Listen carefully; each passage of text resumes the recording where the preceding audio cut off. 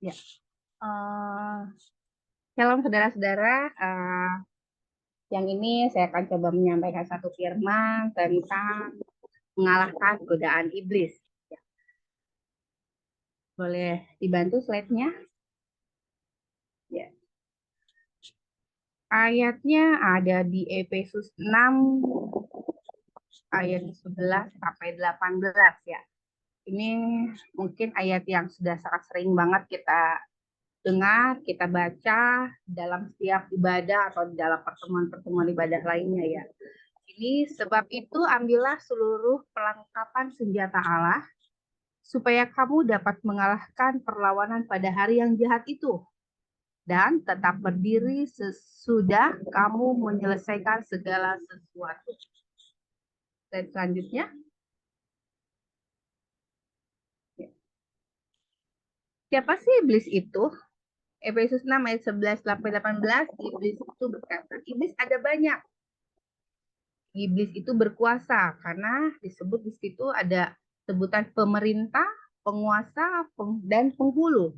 Menunjukkan artinya bahwa si iblis ini mempunyai kuasa juga ya. Iblis itu jahat. Kata-kata gelap dan roh-roh jahat dan kata-kata sejahat. Dan setan itu cerdik karena dalam ayat tersebut dikatakan mereka mempunyai tipu muslihat ya. Selanjutnya, sini Paulus memberikan nasihat kepada jemaat di Efesus, kepada kita, bagaimana sih supaya kita bisa dapat menang dari serangan iblis ya. Di sini poin 1, bersandar dan mengandalkan Tuhan dan mengenakan perlengkapan senjata Allah. Bagaimana sih perlengkapan mengenai tentang, saya kan coba review tentang perlengkapan senjata Allah. Yang juga ya udah sering kali mungkin kita bahas juga ya. Selanjutnya, apa saja perlengkapan senjata Allah yang harus kita kenakan? Ikat pinggang atau kebenaran. Ya. Dalam Efesus 6 ayat 14, Paulus menulis, berdirilah tegap, berikat pinggangkan kebenaran. Sabuk melambangkan salah satu senjata yang mempersatukan semua sumber kekuatan. Jadi kemampuan untuk melawan hasutan iblis dan mengatasi keraguan terhadap keyakinan yang biasa menjadi diserang sama si iblis ini, kita dapat memahaminya sesuai dengan firman Allah ya. Percayalah kepada setiap kebenaran firman Allah bahwa rencana Tuhan dan kehidupan kita itu untuk dapat kita jalani menjadi pribadi yang jujur dan bebas dari dosa. Nah, terus mengenai tentang baju jirah atau keadilan. Baju jirah keadilan itu dilambangkan dengan jagalah hati dengan menggunakan baju jirah keadilan. Namanya 14. Pada tubuh manusia itu ada area-area tertentu yang rentan banget sama hasutan iblis. Tetapi kita nggak perlu jadi manusia yang kita memang nggak perlu jadi manusia yang sempurna agar terlindung dari godaan-godaan dosa. Dengan mengandalkan Yesus, berusaha menjadi pribadi yang serupa dengannya dan menjaga kekudusan kita. Nah, apa sih dalam tubuh kita yang biasanya paling rentan diserang oleh si jahat? Tentunya itu pikiran kita ya, gitu. Dan hati kita. Kalau di sini baju jirah keadilan berarti biasanya menyerangmu ke dalam tubuh kita. Tubuh kita berarti hati kita. Contohnya seperti kayak kita sedang merasa iri. Kita merasa iri itu artinya kita sedang mengalami serangan roh jahat ini gitu. Karena kita misalkan contohnya melihat tetangga baru yang lebih mapan, ya. Kita bisa mengatasi rasa iri ini dengan kita bisa mengingat kebaikan Tuhan Yesus, dengan secara langsung kita akan merasakan atau membawa kita lebih kepada rasa bersyukur sehingga rasa iri itu bisa kita lawan ya. Gitu. Kemudian kasut. Kasut itu sama dengan kerelaan memberitakan Injil damai sejahtera. Kasut itu kayak semacam sepatu ya, pelindung kaki. Pelindung kaki.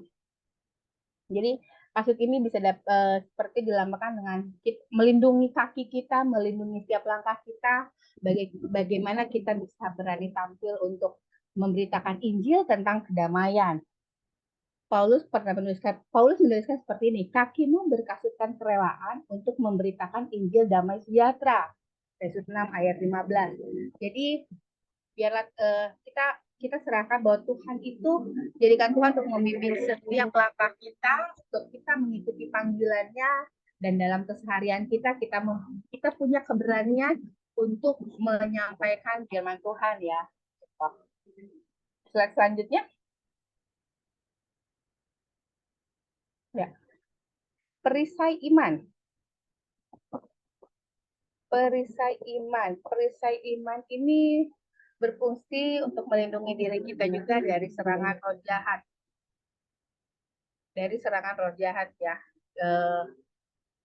Dalam segala keadaan, pergunakanlah perisai iman.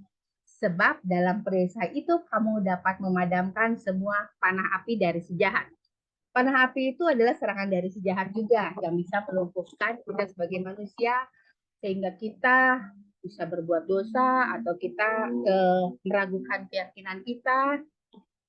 Tapi di Efesus 6 ayat 16 ini menjelaskan bahwa iman itu akan menjadi perisai yang cukup kuat untuk melindungi diri kita dari serangan iblis ya. Dalam hal ini iman bukan sekedar mempercayai keberadaan Allah saja, tapi jadi enggak, kalau yang namanya beriman itu bukan berarti oh iya saya percaya Yesus tanpa kita mengandalkan Tuhan Yesus setiap saat dalam keseharian kita. Jadi bukan tidak cukup dengan percaya kemudian kita mengandalkan Tuhan dalam keseharian kita ya kalau begini. Kemudian ketopong atau helmet yang keselamatan ya. Ketopong itu kan biasa kalau di prajurit perang itu buat menutupi kepala kita ya. Kenapa sih di sini kepala kita yang ditutupin gitu? Di sini kan berarti kalau kepala kita itu ini kan pikiran ya, lebih kepada pikiran gitu. Nah, setelah menerima Yesus sebagai juru selamat, kita tuh biasanya terima pengampunan dosa dan kita mendapatkan jaminan hidup kekal bersama Allah. Tapi bagaimana sih cara kita melindungi pikiran kita supaya pikiran kita tuh nggak bisa diserang sama si jahat untuk kita ragu-ragu tentang Allah, ragu-ragu tentang keselamatan yang kita terima. Di Efesus 6 ayat 17 ini, Paulus bilang, terimalah ketopong keselamatan. Karena gini, dosa itu biasanya dimulai dari pikiran.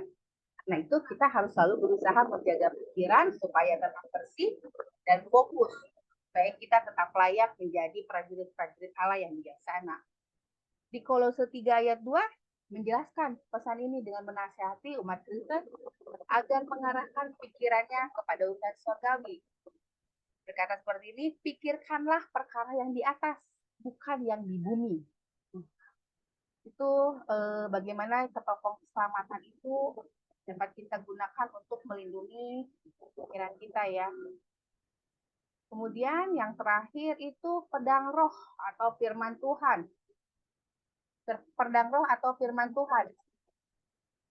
Kenakan pedang roh atau firman Tuhan di Efesus 6 ayat 17 berkata, dengan pedang roh yaitu firman Allah, peralatan perang melawan roh jahat. Ya, peralatan perang untuk kita melawan roh jahat ya. Gitu, dengan membaca kitab suci, firman Allah setiap hari, kita menghafalnya, kita melakukannya, itu dapat menjadi kekuatan iman yang bisa melindungi kita dari rasa yang nggak berdaya, putus asa, atau serangan-serangan jahat lainnya ya. Injil Matius, Markus, dan Lukas menceritakan bahwa Yesus pergi ke padang gurun untuk berpuasa dan berdoa. Selesai berpuasa, iblis datang kepada Yesus, lalu menghasut Yesus 3 kali agar Yesus berbuat dosa.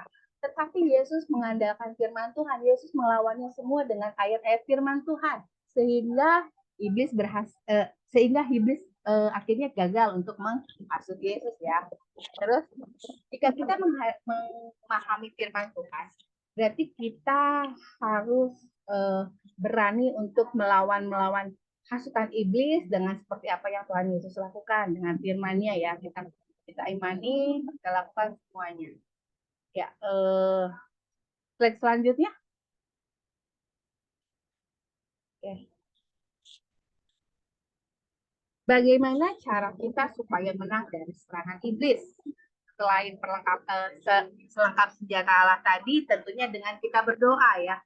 Doa setiap waktu dan tidak putus-putusnya. Doa setiap waktu dan tidak putus-putusnya. Kemudian doa di dalam roh. Maksudnya doa yang dipimpin oleh roh. Kemudian berdoa juga untuk orang-orang kudus. Ini sangat penting untuk kita. Bagaimana kita mendoakan hamba-hamba Tuhan, karena hamba-hamba Tuhan juga manusia biasa yang memiliki kelemahan juga yang mudah diserang iblis ya. Slide selanjutnya. Ya. Jadi dari Efesus 6 ayat 11 sampai 18 ini mengajarkan bahwa peperangan dengan iblis itu nyata dan tiap hari itu pasti akan kita hadapi. Ya. Selanjutnya. Nah, mungkin ini udah sampai di kesimpulannya ya untuk firman kita siang ini. Bagaimana kita bisa diingatkan kembali untuk kita terus melakukan, tetap mengandalkan Tuhan, menggunakan selengkap senjata Allah yang sudah Tuhan sediakan kepada kita untuk kita dapat melakukan keseharian kita, untuk kita dapat melakukan serangan-serangan si jahat yang mungkin menggoda dan menyerang kita setiap harinya. Kiranya boleh menjadi berkat. Terima kasih. Tuhan Yesus memberkati.